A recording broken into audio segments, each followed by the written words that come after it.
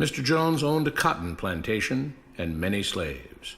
One day he was talking to the owner of the plantation next to his, and Mr. Jones was lamenting the fact that times were tough. He was having to work his slaves harder than ever, and was having trouble with some of them being disobedient or trying to run away. The other plantation owner said he knew someone who could help. Day 1. One day Mr. Jones called his slaves together so a man named Mr. Smith could talk to them. Before beginning, Mr. Smith whispered to Mr. Jones, "Whatever I say, do not contradict me or interfere, and I promise you your slave troubles will end."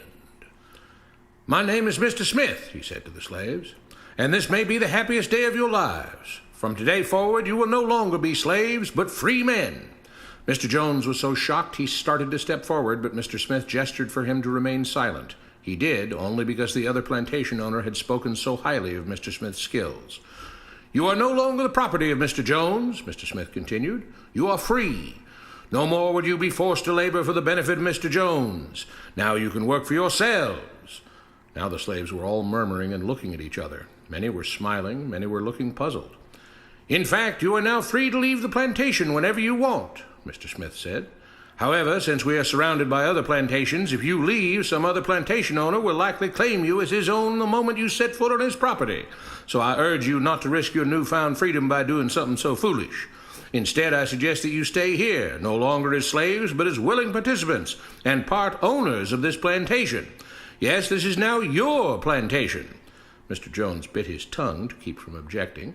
"For now, we might as well leave Mr. Jones in charge," said Mr. Smith, "since he is the only one with any experience at running a plantation, which is quite a complicated thing to manage.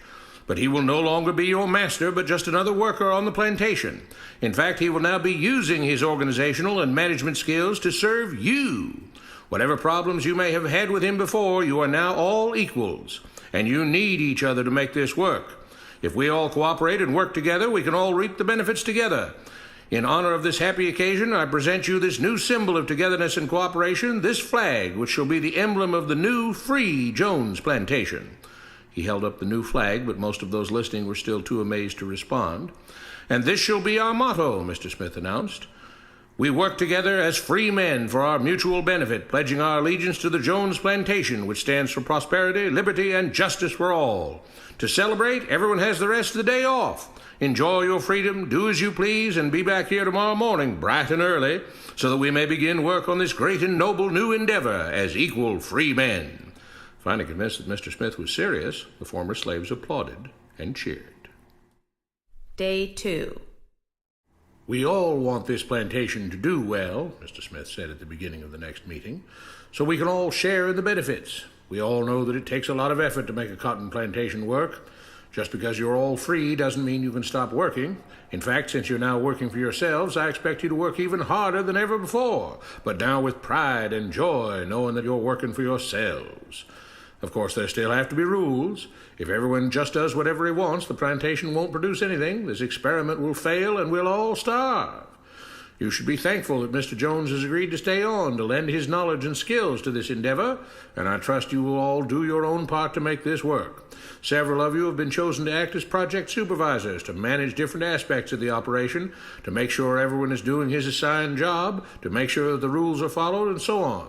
The rest of you may head out to the fields to start your first day of work as free men." Day 3. The next morning, Mr. Smith had a grim expression on his face as the daily meeting began. "I have an unpleasant duty to do today," he said.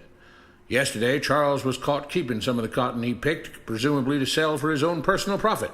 That is against the rules. That is stealing. For that, Charles must be punished." Two men tied Charles to the whipping post.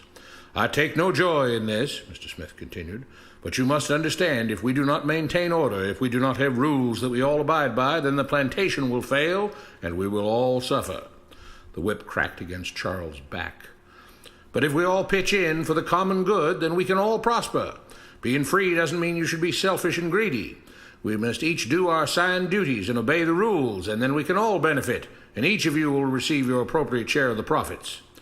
A young man named Samuel stepped forward. "But if you and Mr. Jones decide the rules and whip us if we disobey, how is that any different from what we had before?" "How can you say that?" Mr. Smith asked. "I'm shocked. You were a slave before, and now you're free. Things still need to be managed and organized by those best qualified to do so. Do you know how to run a plantation, Samuel?" "Well, no," he answered. "But if we're free, why do we get no say in what the rules are and how things work?" "I'm surprised at your ingratitude," Mr. Smith answered. "None of you know how a plantation is run, so you're in no position to be making decisions about how things are done here. You don't seem to appreciate all the things that Mr. Jones provides for you, from protecting you from all the outside threats that you know nothing about, those who would come here, capture and enslave you if not for Mr. Jones' protection, to making sure that you all have food and housing, tools to work with, that you're cared for when sick and injured, and so on. There wouldn't be a plantation at all, no cotton to pick, no land to plant and harvest, if not for him. You should be grateful that he's made possible the level of comfort you now have. Your lives would be far worse if not for him. Nevertheless, as free and equal participants in this endeavor, from now on at each meeting, any worker may have 2 minutes to ask questions or voice suggestions or complaints." With that, the workers all seemed satisfied and headed out again to the fields to pick the cotton. Day 4. "I have a big announcement," Mr. Smith said as the daily meeting began. "Mr. Jones' cousin is here, and not just to visit and see how our project is coming along. It has been decided that from now on you will be deciding who will manage the plantation. Of course, this job can't be done by just anyone, but every 3 months we will have a special meeting at which all the workers will vote on whether we think Mr. Jones should run the plantation or whether we think his cousin, Mr. Johnson, should run the plantation. That means that ultimately you are in charge because you will be deciding which man you want running things on your behalf. If you don't like the way things are being managed, you now have the power to change it." Amazed and pleased, the workers headed out again to the fields to pick the cotton. Days passed, months passed, a year passed, and the plantation continued to operate as before. Sometimes Mr. Jones was in charge, sometimes Mr. Johnson was in charge, but the day-to-day routine stayed exactly the same. The workers worked hard, long hours every day, and still had little to show for it. Every day the meeting would begin with them all reciting the Jones Plantation motto, "We work together as free men for our mutual benefit, pledging our allegiance to the Jones Plantation, which stands for prosperity, liberty, and justice for all." One day Mr. Smith announced, "Samuel is asked to say a few words this morning, and whatever the rest of us may think of his ideas and opinions, we are all free here, and that means we are all allowed to speak our minds. So, Samuel, you have 2 minutes. Begin." Samuel stepped forward, looking scared. "I was excited when all this started," he began, glancing nervously at Mr. Smith and Mr. Jones. "But don't you all see what's happened here? Nothing has changed. We're all still slaves." There were grumbles of disagreement from the crowd. "They tell us what to do and whip us if we don't. They still make all the rules and punish us if we disobey. They let us make suggestions and complain about things, but they never really change anything. They let us choose between Mr. Jones and Mr. Johnson, but what's the difference? The situation stays the same. We do all of the work and they take as much as they want and decide how much they'll let us keep. They live in luxury, made rich by the cotton we pick. We do all the work and have to build our own huts, grow our own food, and take care of ourselves. They leave us just enough that we don't revolt or run away. This is not freedom. We're all still slaves. They've only changed the words they use, but nothing else has changed. They say we're all free and equal, but we're not. They command and we obey. That's not freedom. That's not equality. They say we're free to leave, but all that means is that we're free to be someone else's slave. Why should we work or obey the rules? We didn't agree to this. They made the system. They forced it on us. They control and rob us and call it freedom. They've deceived you into thinking that being able to choose which slave master you'll work for is the same as being free. It's not. Open your eyes. If you keep what you produce, they call it stealing. When they take what you produce, they call it sharing and fair distribution. Can't you see that this is all? Your time is up, Samuel, Mr. Smith announced calmly. At his gesture, 2 supervisors grabbed Samuel by the arms and led him to the whipping post. "I'm sorry, Samuel, but you've broken the rules. There are rules against encouraging others not to work and encouraging others to break the rules. You're only hurting all of us with your discontentment and your complaining and your disobedience." The whip fell and Samuel let out a grunt. "Without rules, without order, all would be lost. Without law, there would be chaos. We can't just behave as wild animals, each doing whatever he pleases. We must all follow the plan and all do our duty for the betterment of everyone, and those who do not must be punished." The whip fell again, and blood flowed freely from Samuel's back.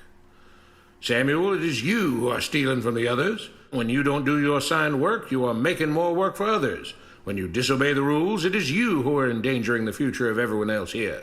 You are the thief. You are the criminal. You are the one trying to destroy the arrangement that keeps us all safe and prosperous."